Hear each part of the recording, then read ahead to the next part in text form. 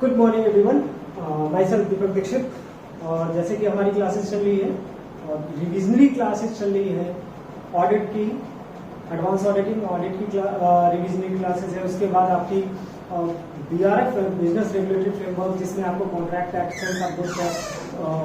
Like this kind of acts के revisions होंगे।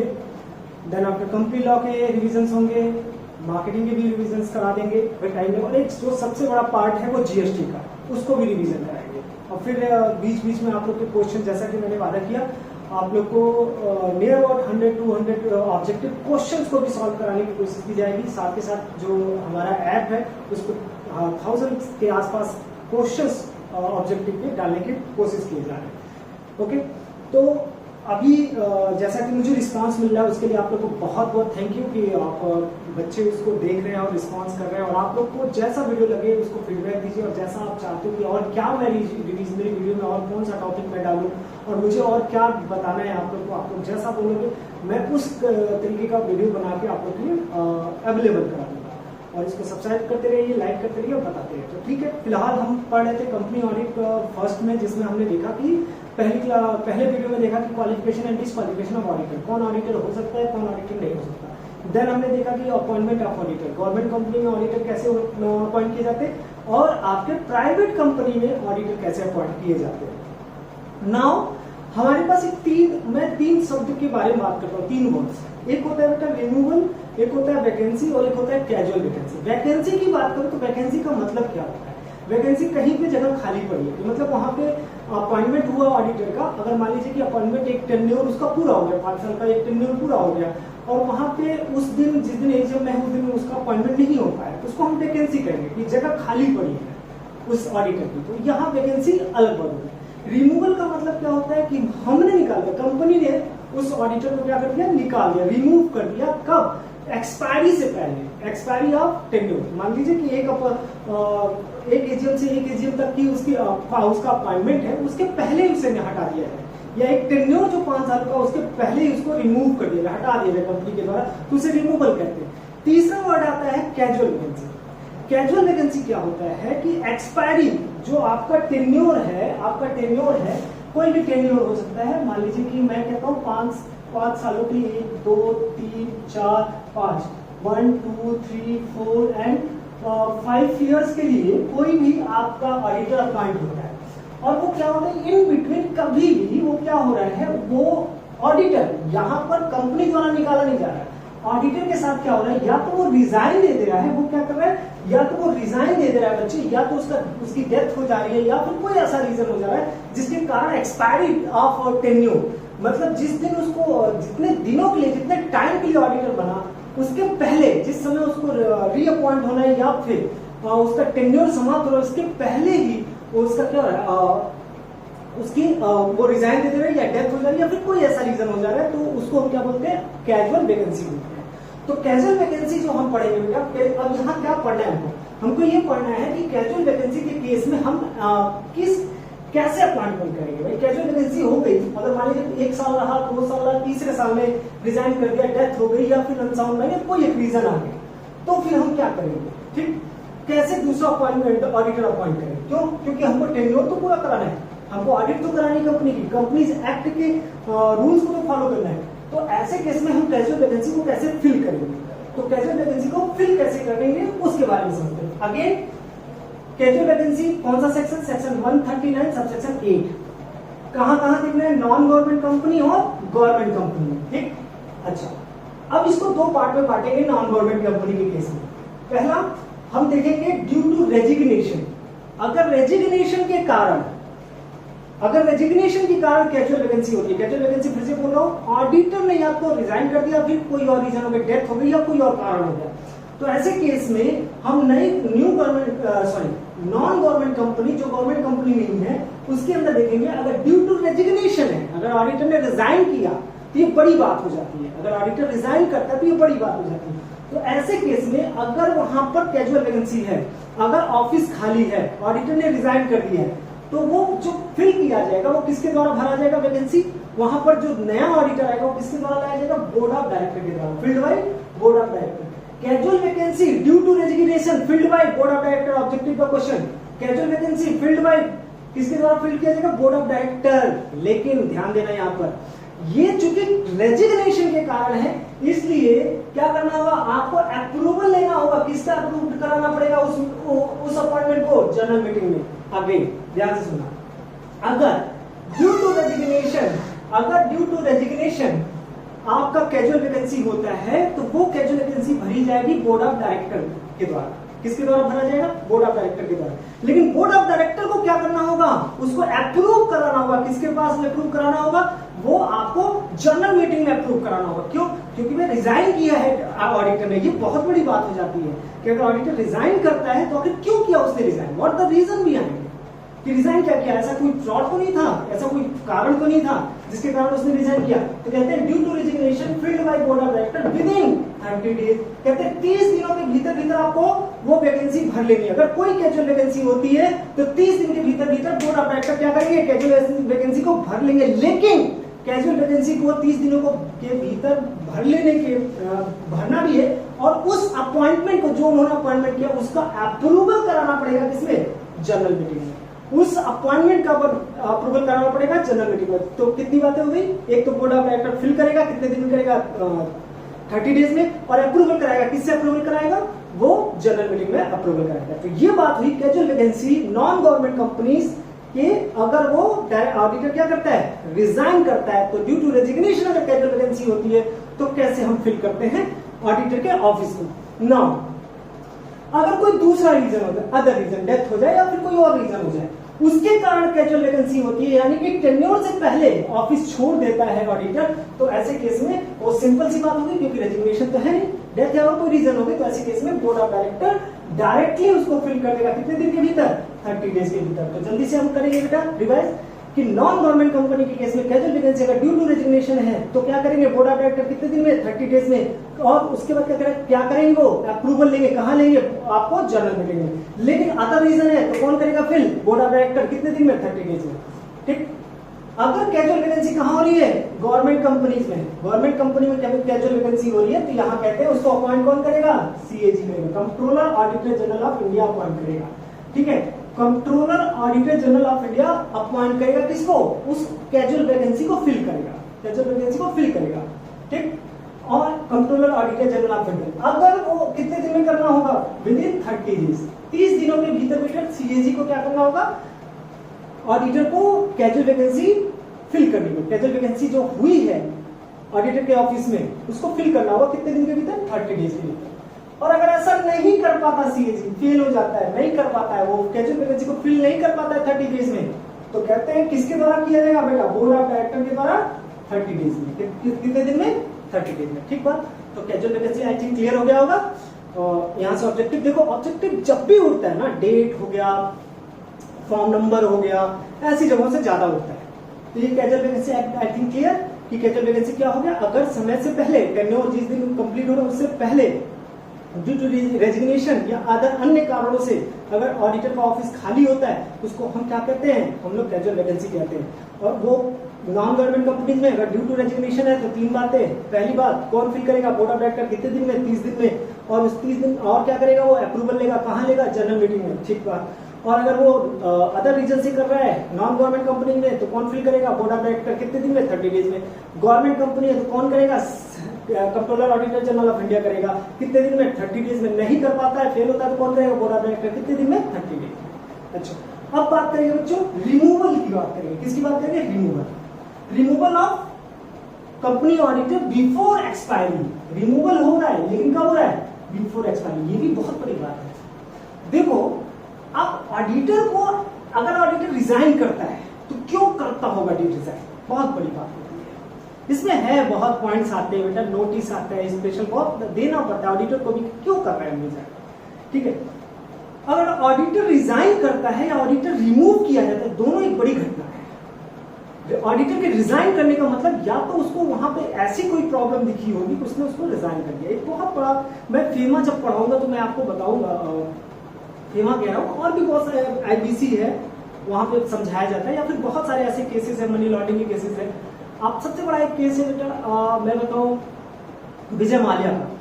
विजय माल्या के केस में जब ऑडिटर ने इतना पावर होता है ऑडिट का कि मैं जब पहली क्लास आपको मैंने स्टार्ट की तो मैंने बताया कि ऑडिट वही कर पाएगा जिसको डेप्थ नॉलेज अकाउंट्स की, अदर सब्जेक्ट की, देन ही कैन डू। वहां पर उसने बस एक वर्ड लिखा कि going concern of this company is invalid, मतलब उसने बताया कि गोइंग कंसर्न यहाँ है नहीं। उतना कहने से क्या बोलते हैं कि विजय माल्या की कंपनी के शेयर जो किंगफिशर एयरलाइंस थे उसके शेयर धड़ाम से गिर पड़े। ठीक है, तो ये होता क्या है कि ऑडिटर्स जब ऑडिट करता है तो वो पूरे ट्रू एंड फेयर व्यू को लेकर ऑडिट करता है, वो इंडिपेंडेंट होता है, बायस्ड होता नहीं। तो अगर वो रिजाइन कर रहा है वो किसके लिए करता है, वो यूजर्स ऑफ अकाउंट के लिए ऑडिट करता है, उस पर फेथ होता है गवर्नमेंट का, एम्प्लॉय का, सबका। लेकिन अगर वो रिजाइन कर रहा है तो इसका मतलब है वो क्यों कर रहा होगा, या तो वहां पर बहुत बुरी स्थिति होगी कि उसको डिस्क्लेमर देना पड़ा होगा या रिजाइन कर देना पड़ा होगा कि वहां पर फ्रॉड की बहुत ज्यादा केसेस है। तो उस केस में मैंने देखा कि जनरल मीटिंग में हमने देखा कि पूरा अप्रूवल लेना पड़ता है। उसी तरीके से सोचो, रिमूव कर रहे हो ऑडिटर को, आखिर क्यों कर रहे हो, क्या रीजन हुआ रिमूव कर रहे हो, व्हाट द रीजन भी है कि आप क्यों रिमूव कर दे रहे हो ऑडिटर को, कब कर रहे हो, आप एक्सपायरी से पहले रिमूव कर रहे हो। तो रिमूवल के केस में कहता है कि सेक्शन 140 सबसेक्शन 1 कहता है कि ऑडिटर को एक्सपायरी डेट से पहले रिमूव करते हो, हटा रहे हो, तो भैया आपको स्पेशल रेजोल्यूशन पास करना पड़ेगा।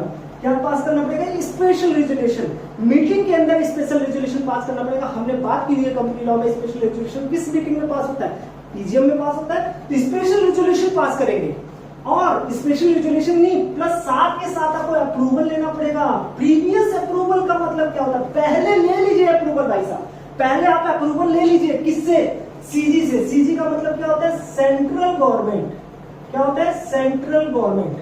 आप सेंट्रल गवर्नमेंट की आप परमिशन पहले ले लीजिए, ठीक, और साथ के साथ क्या करेंगे, आप स्पेशल रेजोल्यूशन पास करेंगे, किसके लिए, रिमूव करने के लिए। अगर आपको ऑडिटर को रिमूव करना है बिफोर एक्सपायरी तो दो काम करने होंगे कंपनी को, याद कर लीजिए आपने एग्जाम पॉइंट ऑफ व्यू से, ऑब्जेक्टिव के पॉइंट ऑफ व्यू से, कि पहला तो आपको स्पेशल मीटिंग के अंदर, ईजीएम के अंदर स्पेशल रेजोल्यूशन पास करना पड़ेगा, और उस स्पेशल रेजोल्यूशन को पास करने से पहले आपको क्या करना पड़ेगा, गवर्नमेंट से प्रीवियस अप्रूवल लेना पड़ेगा, सेंट्रल गवर्नमेंट की, तभी आप रिमूव कर पाएंगे। ठीक, फिर कहते हैं जैसे हमारे लॉ में एक बहुत बड़ी बात है, हमारा लॉ किस बेस पे चलता है, लॉ ऑफ नेचुरल जस्टिस पे चलता है, कि अगर हम ऑडिटर को रिमूव आप करने जा रहे हैं तो आप रिमूव करने जा रहे हैं बिफोर टेकिंग एनी एक्शन। आप अगर ऑडिटर को रिमूव करने जा रहे हैं तो ध्यान दो, ऑडिटर को आपको क्या देना पड़ेगा, अपॉर्चुनिटी ऑफ बीइंग हियर्ड, सुनने का अधिकार, भाई हमारा पक्ष रखने का अधिकार। आप कैसे रिमूव कर दोगे,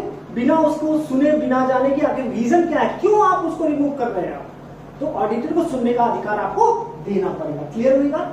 अच्छा, जो सेंट्रल गवर्नमेंट से आपको परमिशन लेना है, अप्रूवल लेना है, कितने दिन में ले लेना है, 30 डेज में ले लेना है, बिफोर पासिंग बोर्ड रेजोल्यूशन। जो भी बोर्ड रेजोल्यूशन पास किया कि हमको क्या करना है, हमको बोर्ड रेजोल्यूशन आपने पास किया कि हमको रिमूव करना है, तो उसके बाद स्पेशल रेजोल्यूशन में जाएंगे, तो कहते हैं कि बोर्ड रेजोल्यूशन को पास करने के 30 डेज के भीतर आप क्या करेंगे, आप सेंट्रल गवर्नमेंट से परमिशन ले लेंगे। ओके, डन होगा। तो यहां तक रहा बेटा कैजुअल वैकेंसी, और ये रहा रिमूवल। कोई डाउट हो, कोई पॉइंट हो, कमेंट बॉक्स में पूछेंगे, और मेरा नंबर आपके पास होगा ही, स्टूडेंट्स मेरे सारे जितने मेरे नंबर है ही मेरा, तो आप लोग उस पर भी व्हाट्सएप पे क्वेरी भेज सकते हैं, आप लोग क्वेरीज भेज दीजिए, और अगर आप चाहें नंबर आप लेना चाहें तो मैं डिस्क्रिप्शन बॉक्स में लिख दूंगा, तो आप उस पर अपना क्वेरी आप पूछें, व्हाट्सएप करना, कॉल करोगे तो मैं मुश्किल है उठाना, आप क्वेरी भेजना, मैं क्वेरी का जवाब दूंगा। ठीक है, मैं इसके अलावा भी बहुत सारे ऐसे वीडियोस बनाऊंगा कैरियर ओरिएंटेड एंड ऑल। फिर हम बात करेंगे बेटा राइट्स ऑफ ऑडिटर। तो राइट्स ऑफ ऑडिटर आता है सेक्शन 143 सबसेक्शन 1 में।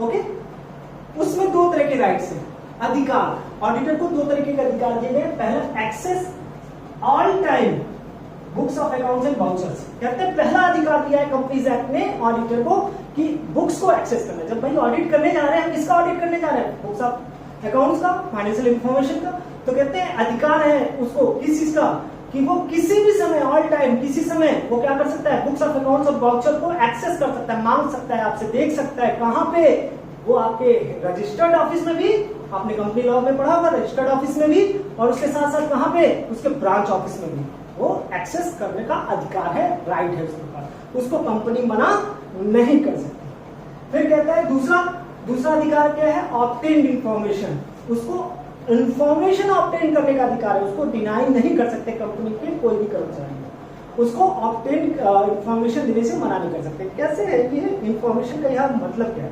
पता है ये राइट और ड्यूटीज जो दिया हुआ है ना, ये तो कंपनीज एक्ट के अकॉर्डिंगली दिया हुआ है। एक्चुअली जब हम ऑडिट की स्टार्टिंग करते हैं ना, तो कहते हैं कि ऑडिट क्या है? Audit is an examination of books of accounts, ठीक है। बुक्स ऑफ अकाउंट्स का ऑडिट है with respect irrespective of its size and legal entity and dot dot with opinion, giving opinion दे रहा हूं। ओपिनियन देने का हम ओपिनियन देते हैं, ठीक है। ऑडिटर क्या देते हैं? ओपिनियन देते हैं, ठीक है। तो ओपिनियन कैसा होना चाहिए? तो वहां आता है ट्रू एंड फेयर होना चाहिए। अब ट्रू एंड फेयर का मतलब क्या है? तो कहते हैं कि ट्रू एंड फेयर का मतलब उसने क्या किया, वो सारी अभी ड्यूटीज में देखेंगे अपने आप समझ में आ जाएगा, सारी चीजें मैटेरियलिटी वहां हो, मटेरियल हो, मैं बताऊंगा उसके बारे में।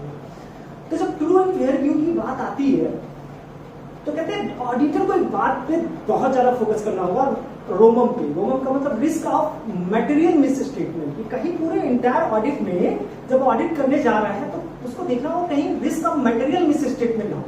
मटेरियल का मतलब ऐसा होता है कि ऐसी कोई गलती जिससे यूजर्स ऑफ अकाउंट्स को अफेक्ट करे। जैसे 1 लाख का सेल मैंने छोड़ दिया जनरल एंट्री, या फिर मैंने क्या किया 15 लाख के एक्सपेंसेस अपनी वाइफ का टेलीफोन का बिल मैंने बुक कर दिया प्रॉफिट लॉस में, तो उससे अदर लोग के प्रॉफिट खत्म हो गए, ठीक। तो इस तरह का कोई भी मटेरियल मिस स्टेटमेंट नहीं है, उसको आपको ढूंढना है। अगर आप नहीं ढूंढोगे तो उस पर रिस्क आ जाएगा, ऑडिट रिपोर्ट में रिस्क आ जाएगा और आप में क्वेश्चन हो जाएगा। तो risk of material miss statement ना हो तो कहा जाता है ऑडिट स्टैंडर्ड और ऑडिटिंग में कहा जाता है कि आपको क्या करना होगा, सार एविडेंसेस जो इकट्ठा करेंगे वो क्या करेंगे, क्वांटिटेटिव एंड क्वालिटेटिव नेचर के, पूरा एक डिटेल्ड एविडेंस को लेकर।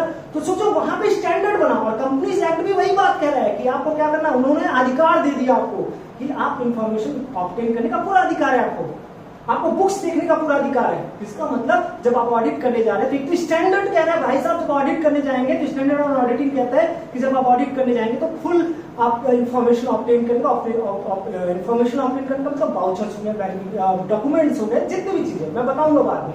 और दूसरा तो वहां पे स्टैंडर्ड कहता है और यहाँ कंपनीज एक्ट कहता है अधिकार दो, राइट्स ऑफ, फिलहाल हम बात करते हैं कंपनीज एक्ट की।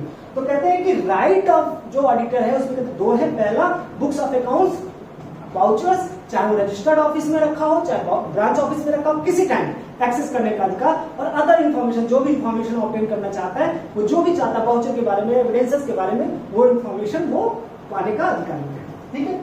Okay done. अब बात करेंगे ड्यूटीज।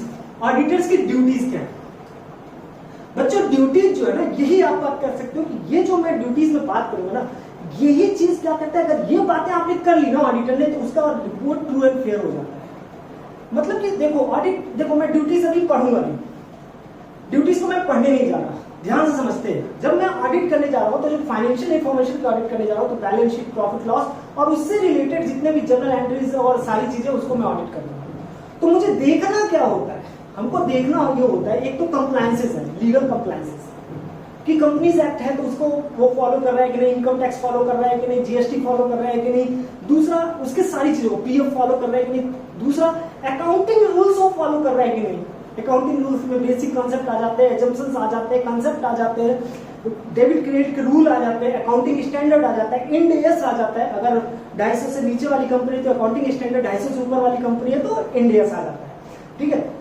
तो लाइक दिस कि वहां पर अगर ये सारी चीजें हैं तो वो ऑडिट रिपोर्ट अकाउंट क्या हो जाता है, ट्रू एंड फेयर हो जाता है। तो सोचो वो हम वहां कह रहे हैं स्टैंडर्ड और ऑडिटिंग में, और यहाँ क्या कहता है, कंपनीज एक्ट ही क्या देता है। देखो हमको लॉ कितना सपोर्ट करता है, ऑडिटर को कितना सपोर्ट कर रहा है कि आपके ऑडिट रिपोर्ट पर रिस्क ना आए भाई साहब, ऑडिट रिपोर्ट आपकी गलत ना है। वहां पे हमको समझाया जा रहा है कि आपको मेटेरियलिटी मेंटेन रखना है, आपको true and fair view maintain करके रखना है, और यहाँ पे ड्यूटीज में ऐसी बातें बता दी जा रही है कि अगर आप उसको फॉलो करते हैं तो वो रिस्क ऑफ मटेरियल मिसस्टेटमेंट होने के चांसेस बहुत कम हो जाते हैं, ठीक।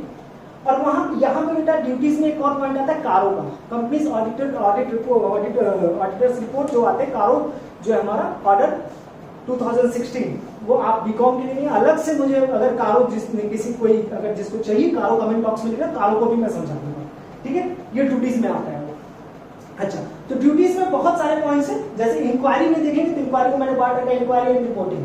तो इंक्वायरी में किस चीज की इंक्वायरी करेंगे, देखेंगे loans and advances properly secured, loans and advances को चेक कर लेंगे सिक्योर्ड है और प्रिजुडिस नहीं है। प्रिजुडिस का मतलब क्या होता है, वो प्रेजुडिस का मतलब किसी का अहित ना कर रहा हो। जैसे मैंने क्या कर दिया हो, कोई ऐसी सिक्योरिटी ऐसे लोन के अगेंस्ट मैंने रख दिया है, मॉर्टगेज में लगा दिया, जिससे कंपनी का को अहित पहुंच रहा है या कंपनी के स्टेक होल्डर को अहित पहुंच रहा है, तो लोन्स एंड एडवांसेस को चेक करेंगे।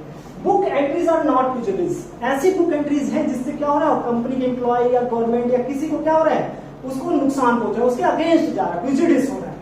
फिर देखेंगे cash actually being received on shares, अगर कैश में आपने शेयर को इशू किया तो उसको प्रॉपर्ली दिखाया गया कि नहीं दिखाया गया। ठीक है बेटा, लोन्स एंड एडवांसेस याद करने का तरीका, ड्यूटीज में पहला loans and advances properly secured है कि नहीं, बुक्स एंट्रीज आर प्रेजुडिशियल तो नहीं है। फिर उसके बाद cash actually received on shares, अगर शेयर्स आपने इशू किया कैश में तो क्या कैश एक्चुअली रिसीव हुआ है कि नहीं, अगर नहीं हुआ तो क्या उसको प्रॉपर्ली दिखाया गया है कि नहीं। फिर इसका लोन्स एंड एडवांसेस कहीं डिपॉजिट में तो नहीं दिखा दिया, लोन्स एंड एडवांसेस को कहीं डिपॉजिट में नहीं दिखा दिया। रिपोर्टिंग में जब आएंगे बेटा तो रिपोर्टिंग में क्या करेंगे, देखेंगे ऑब्टेन ऑल नेसेसरी इंफॉर्मेशन। जब रिपोर्टिंग करने जाएंगे तो रिपोर्ट बनाने से पहले ये बात ध्यान रखना, ये ड्यूटीज है कि क्या आपने सारे इंफॉर्मेशन को ऑब्टेन किया, proper books of account maintain, क्या बुक्स ऑफ अकाउंट सारे मेंटेन है, सारे अकाउंटिंग में मेंटेन है, सब जितने भी हेड्स हैं सारे मेंटेन है, ये आपको चेक करना है। फिर ब्रांच ऑडिट रिपोर्ट आई कि नहीं, इंटरनल ऑडिट रिपोर्ट आई कि नहीं आपके पास। फिर देखेंगे balance sheet and profit loss जो है एग्रीइंग विद अकाउंट्स, आपके लेजर कुछ कह रहा है, बैलेंस शीट कुछ कह रहा है, प्रॉफिट लॉस कुछ कह रहा है, तो ऐसा ना हो, आप उसको चेक करेंगे, ये आपकी ड्यूटी है। फिर financial statement comply with accounting standard या इंडियस, कहते हैं कि जो भी आपने अकाउंट्स बनाए फाइनेंशियल स्टेटमेंट वो अकाउंटिंग स्टैंडर्ड और इंडियस के हिसाब से, ठीक। फिर कहते हैं directors disqualification section 162 sub section 2 के हिसाब से ना हो। आपको ये भी चेक करना है, ऑडिटर की ये ड्यूटी है, तो चेक करेगा कि डायरेक्टर डिस्क्वालीफाई तो नहीं हो आपका। तो डायरेक्टर्स के चैप्टर में हम लोग बात करेंगे, तो ये हमारे पास ड्यूटीज है बच्चों। तो ये बातें बताइए, अगर आपको किसी को डाउट हो, कोई दिक्कत हो तो डिस्क्रिप्शन बॉक्स में मैं नंबर दूंगा, उसमें बताइएगा। और इसके आगे भी जो भी वीडियो चाहिए होगा मुझे बताएंगे, आप लोग शेयर करेंगे। कोई दिक्कत हो, कोई क्वेरी हो आप पूछिएगा, फिर से उन चीजों को मैं बता दूंगा। ठीक है, थैंक यू।